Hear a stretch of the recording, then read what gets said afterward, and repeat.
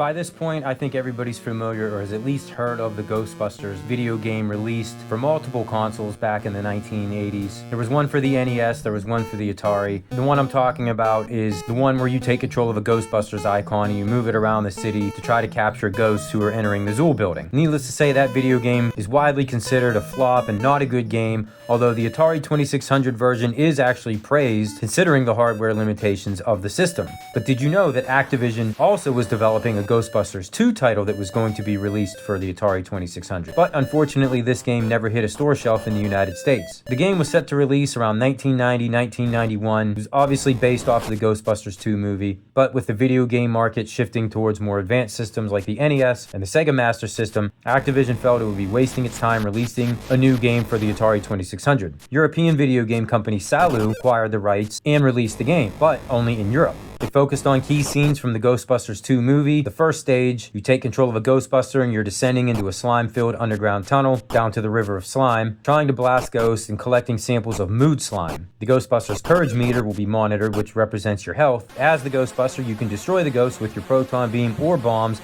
and employ a shield so they can't hurt you. You will be able to get weapon power-ups and health pickups that can restore your courage and upgrade your weapon, and several parts of a slime scooper must also be collected this way before the samples can be collected. In the second scene, once you've collected enough mood slime, the Ghostbusters can then take control of the Statue of Liberty, and you have to travel through New York City to the Museum of Art. Ghosts will attack you all around, but the Ghostbusters can use the Statue of Liberty's torch to shoot the ghosts that are trying to get you. The Statue of Liberty's slime supply does drain, but defeating the ghosts who also drop slime of their own can be picked up and your supply of slime can be replenished.